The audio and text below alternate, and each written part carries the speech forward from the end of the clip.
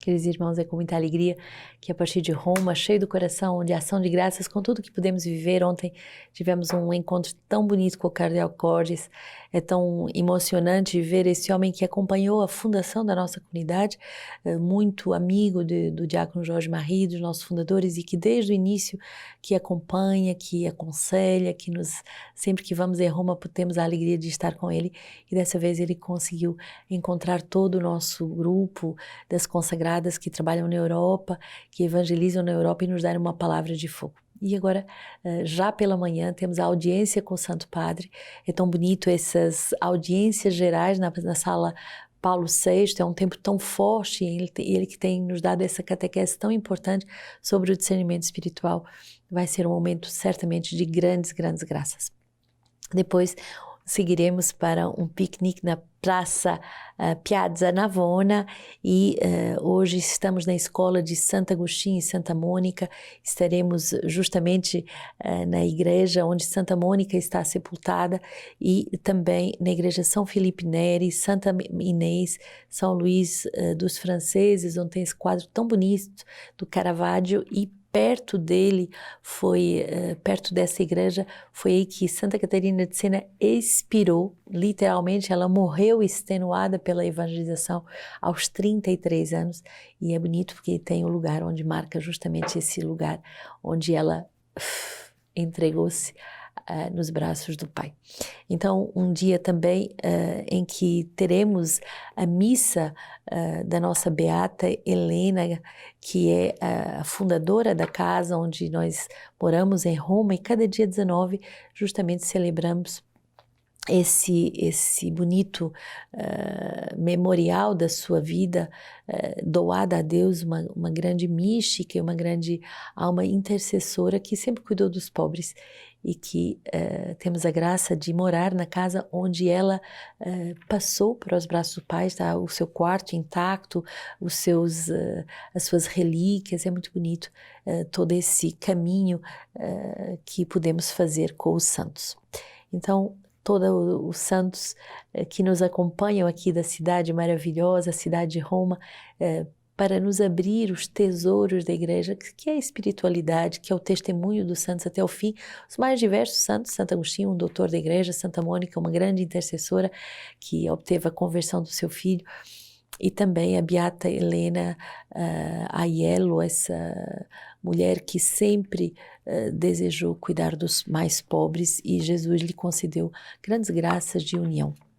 No nosso livro de vida, meditamos o número 335. A igreja, Deus deposita o seu tesouro na igreja. Justamente o tema do nosso retiro, os tesouros, onde estão os tesouros de Deus, e justamente depositados na igreja. A Eclésia de Jesus foi reunida, construída por ele. Esta construção se apoia numa pessoa concreta. Pedro, que é o sinal concreto desta unidade, ele é a primeira pedra posta por Jesus. O Cristo convoca o mundo inteiro através de Pedro, reúne-o em igreja para formar a Eclésia em Sião por ocasião de Pentecostes. Lembremos que a festa judaica de Pentecostes é a festa da recepção da Torá, a lei no Monte Sinai, o lugar da primeira assembleia. São Paulo vai desenvolver este tema da Eclésia nas suas epístolas do cativeiro, Efésios e Colossenses. Ele tem, então, o tempo para rezar e meditar sobre a igreja. Efésios 3, 8 a 11. A mim, o menor de todos os santos, me foi dada esta graça de anunciar aos gentios a insondável riqueza de Cristo e de pôr em luz a dispensação do mistério oculto desde os séculos em Deus, Criador de todas as coisas, para dar agora a conhecer aos principados e às autoridades nas regiões celestes, por meio da igreja, a multiforme sabedoria de Deus, segundo o desígnio pré-estabelecido desde a eternidade e realizado em Cristo Jesus, nosso Senhor. Santo Agostinho vai dizer: a igreja inteira difundida em toda a parte é o corpo, cujo Cristo é a cabeça. São não somente os fiéis agora vivos, mas também aqueles que viveram antes de nós e aqueles que viverão depois de nós até o fim do mundo, que formam juntos o seu corpo. Ele é a cabeça, ele que subiu aos céus. E o cardeal Henri de Lubac diz assim: o homem de igreja ama a beleza da casa de Deus. A igreja seduziu o seu coração e ela é a sua parte espiritual. é a sua mãe e seus irmãos. Nada do que lhe toca lhe é indiferente ou sem importância. Ela se enraiza no seu solo, se forma à sua imagem, se integra na sua experiência. Ele se sente rico das suas riquezas. Tem a consciência de participar por elas e só por elas da estabilidade de Deus. Forte esse amor a Deus e amor à igreja, com a consciência de que ela é o corpo de Cristo. Ela é o lugar onde o próprio Deus deposita todos os seus tesouros e justamente é aí que recebemos a palavra de Deus. Por isso, felizes hoje somos nós de poder participar também desse momento tão importante com a audiência do Santo Padre. Efésios 3, 2 a 12. Certamente sabeis da dispensação da graça de Deus que me foi dada a vosso respeito. Por uma revelação me foi dada a conhecer o mistério, como atrás vos expus sumariamente. Lendo-me, podeis compreender a percepção que eu tenho do mistério de Cristo. Às gerações e aos homens do passado, ele não foi dado a conhecer como agora foi revelado, aos seus santos apóstolos e profetas no Espírito. Os gentios são co-herdeiros, membros do mesmo corpo e coparticipantes da promessa em Cristo Jesus por meio do Evangelho. Deste Evangelho eu me tornei ministro, pelo dom da graça que me foi concebida, pela operação do seu poder. A mim, o menor de todos os santos, me foi dada esta graça de anunciar aos gentios a insondável riqueza de Cristo e de pôr em luz a dispensação do mistério oculto desde os séculos em Deus, Criador de todas as coisas, para dar a conhecer aos principados e às autoridades nas regiões celestes, por meio da Igreja, a multiforme sabedoria de Deus, segundo o desígnio pré-estabelecido desde a eternidade e realizado em Cristo Jesus nosso Senhor, por quem ousamos chegar-nos a Deus confiantemente pela fé. Sermos justamente fazendo parte, co-participantes da promessa de Cristo por meio do Evangelho. Essa é a beleza da nossa vocação. Co-participantes e co-herdeiros, membros do mesmo corpo, por meio do Evangelho. E desse Evangelho, Paulo vai dizer, me tornei ministro. E cada um de nós, desse Evangelho, se tornou embaixador, se tornou arauto, se tornou missionário. Por causa da palavra é que imolamos a nossa vida. E é tão bonito perceber que é a palavra que justamente é a causa da nossa vocação e ao mesmo tempo ela que dá sabor, ela que dá sentido, ela que renova o nosso coração. Isaías 12, um salmo: Ei-lo, Deus da minha salvação, sinto-me inteiramente confiante. De nada tenho medo, porque o Senhor é a minha força e o meu canto. Ele é a minha salvação. Com alegria tirareis água das fontes da salvação e direis naquele dia: louvai ao Senhor, invocai o seu nome, proclamai os povos os seus feitos, fazei saber que o seu nome é excelso. Salmodiai ao Senhor, porque ele fez coisas sublimes. Seja isto sabido no mundo inteiro. Erguei alegres gritos, exultai, ó habitantes de Sião, porque grande é o Santo de Israel no meio de ti. Essa alegria, essa confiança, esse transbordar, em francês essa palavra tão bonita, allégresse, esse júbilo que deve habitar uma alma consagrada e todas as almas batizadas, mas justamente por causa dessa grande confiança, sinto-me inteiramente confiante.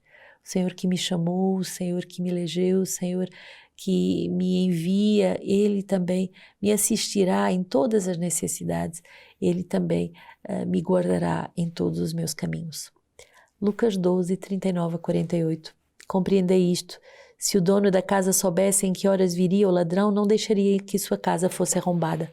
Vós também ficai preparados, porque o Filho do Homem virá numa hora que não pensais. Então Pedro disse: Senhor, é para nós que estás contando esta parábola ou para todos? O Senhor respondeu: qual é então o administrador fiel e prudente que o Senhor constituirá sobre o seu pessoal para dar em tempo oportuno a ração do trigo? Feliz aquele servo que o Senhor, ao chegar, encontrar assim ocupado. Verdadeiramente eu vos digo, ele o constituirá sobre todos os seus bens. Se aquele servo, porém, disser em seu coração: o meu senhor tarda a vir, e começar a espancar servos e servas, a comer e a beber, e a se embriagar, o senhor daquele servo virá em dia imprevisto e em hora ignorada. Ele o partirá ao meio e lhe imporá a sorte dos infiéis. Aquele servo que conheceu a vontade do Senhor, mas não se preparou e não agiu conforme a sua vontade, será açoitado muitas vezes. Todavia, aquele que não a conheceu e tiver feito coisas dignas de chicoteadas, será açoitado poucas vezes. Aquele a quem muito se deu, muito será pedido. E a quem muito se houver confiado, mais será reclamado. Forte essa passagem, que é uma passagem tão bonita para a vida consagrada. A quem muito for dado, muito será pedido.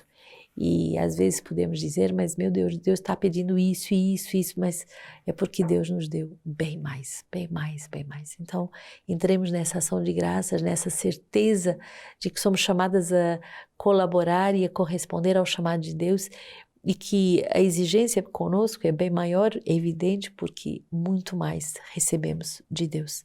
E por isso queremos verdadeiramente nos alegrar e nos glorificar do seu chamado. Hoje celebramos também São Paulo da Cruz, que foi o santo que inspirou Beata Helena Aiello, e ela se diz o ramo feminino dos passionistas, daqueles que sofrem unidos à paixão de Jesus. Grande homem místico, esse homem também da caridade, esse homem dos irmãos e das irmãs passionistas, que também viviam uma vida dedicada à missão educativa no seio da Igreja.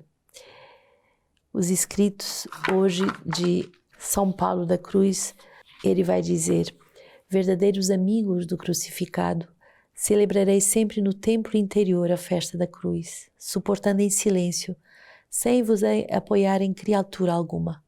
Uma festa deve ser celebrada na alegria. Por isso, os que o amam, o crucificado, irão à festa da cruz, com rosto jovial e sereno, suportando calados, de forma que permaneça oculto aos homens e só conhecida do sumo bem.